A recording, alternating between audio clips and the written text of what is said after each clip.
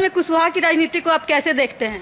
देखिए, चंपारण की राजनीति जो है, कुशवाहा की अगर आप राजनीति की बात किए हैं तो सबसे अच्छी बात है, खास करके कुशवाहा की राजनीति को लेकर। चंपारण में 21 सीट हैं। चंपारण यानी पूर्वी चंपारण और पश्चिमी चंपारण दोनों मिलाकर कुशवाहा यहाँ पे काफ़ी संख्या में है और उनकी 21 सीटें हैं, विधानसभा सीटें हैं। लेकिन उन लोगों की मांग है कि कम से कम हमें 4 से 5 सीट जो है दोनों जगह मिलाकर दिया जाए। दोनों जगह कहने का मतलब चंपारण की सीट पर दिया जाए। एनडीए में सबसे बड़ा नाम किसी और का नहीं बल्कि उपेंद्र कुशवाहा का है, जो कि सहयोगी हैं उनके।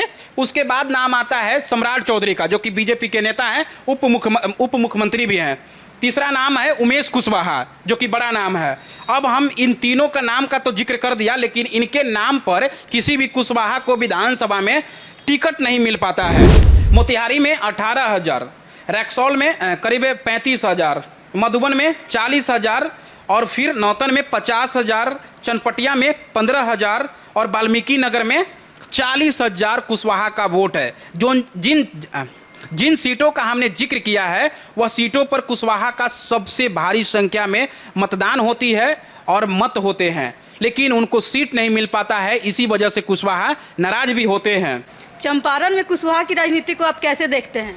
देखिए, चंपारण की राजनीति जो है, कुशवाहा की अगर आप राजनीति की बात किए हैं तो सबसे अच्छी बात है, खास करके कुशवाहा की राजनीति को लेकर। चंपारण में 21 सीट हैं। चंपारण यानी पूर्वी चंपारण और पश्चिमी चंपारण दोनों मिलाकर कुशवाहा यहाँ पे काफ़ी संख्या में है और उनकी 21 सीटें हैं, विधानसभा सीटें हैं। लेकिन उन लोगों की मांग है कि कम से कम हमें 4 से 5 सीट जो है दोनों जगह मिलाकर दिया जाए। दोनों जगह कहने का मतलब चंपारण की सीट पर दिया जाए। कहा जाता है ना कि 2020 में यहाँ से सिर्फ 1 सीट जीतकर कुशवाहा के उम्मीदवार जो हैं विधानसभा में गए थे। अब समझिए कि कौन सा उम्मीदवार होंगे भाई, तो रक्सौल सीट से थे, जो कि एनडीए के उम्मीदवार थे।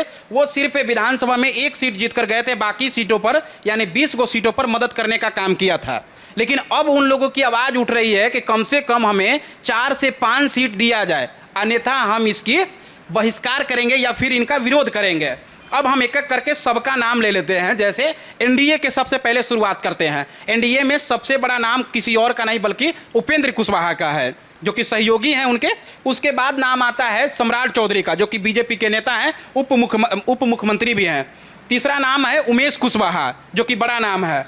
अब हम इन तीनों का नाम का तो जिक्र कर दिया, लेकिन इनके नाम पर किसी भी कुशवाहा को विधानसभा में टिकट नहीं मिल पाता है। कहा जाता है कि ये लोग सिर्फ अपने लिए काम करते हैं, बाकी कुशवाहा के लिए कोई टिकट मांगने का काम नहीं करते हैं, बल्कि पार्टी का खाली सिर्फ वोट दिलवाते हैं। अब देखिए, एक एक करके विधानसभा पे हम नजर रखेंगे कि किस विधानसभा पर कुशवाहा के कितने वोट हैं। तो देखिए, नरकटियागंज के बारे में कहा जाता है कि 45,000 है, जो कि लगभग आंकड़े हैं, कोई आधिकारिक आंकड़े नहीं है, जो कि सरकारी आंकड़े कहते हैं वो नहीं है, लगभग माना जाता है। ढाका की बात करें तो 55,000 है। वही पिपरा की बात कर ले तो 70,000, जो कि सबसे अधिक संख्या में है। फिर उधर हरसिद्धि की बात कर ले तो 68,000। हरसिद्धि रिजर्व सीट है, आपको पहले ही बता देता हूँ। मोतिहारी में 18,000, रैक्सौल में करीब 35,000, मधुबन में 40,000 और फिर नौतन में 50,000, चनपटिया में 15,000 और वाल्मीकि नगर में 40,000 कुशवाहा का वोट है। जो जिन सीटों का हमने जिक्र किया है वह सीटों पर कुशवाहा का सबसे भारी संख्या में मतदान होती है और मत होते हैं, लेकिन उनको सीट नहीं मिल पाता है। इसी वजह से कुशवाहा नाराज भी होते हैं। अब बात कर लेते हैं कि कुशवाहा जो है 1 नंबर की सीट मांग रही है, तो इलाके के कौन कौन से नेता हैं जो काफ़ी अच्छा चंपारण में पैठ रखते हैं। दरअसल प्रमोद सिन्हा सबसे बड़ा नाम में से एक है। प्रमोद सिन्हा है, फिर है रामपुकार सिन्हा, जो कि उपेंद्र कुशवाहा के करीबी हैं। आगे की ओर बढ़ते हैं तो नाम है राम मंडल कुशवाहा, संतोष कुशवाहा, राजेश कुशवाहा और फिर हैं सुरेंद्र कुशवाहा, जो कि माफिया भी हैं नरकटियागंज से, वो भी माफ़ कीजिएगा वाल्मीकि नगर के हैं। देखिए, उपेंद्र कुशवाहा सबसे बड़ा नाम इसीलिए है क्योंकि उन्होंने अकेले दम पर अपना चुनाव लड़ने की कोशिश किया था। खास करके चंपारण में उन्होंने 5 उम्मीदवार को दिया, तो 5 उम्मीदवार में से एक भी उम्मीदवार उनका नहीं जीत पाया। लेकिन कहा जाता है कि चंपारण में 5 सीट पर कुशवाहा को टिकट देनी चाहिए एनडीए को।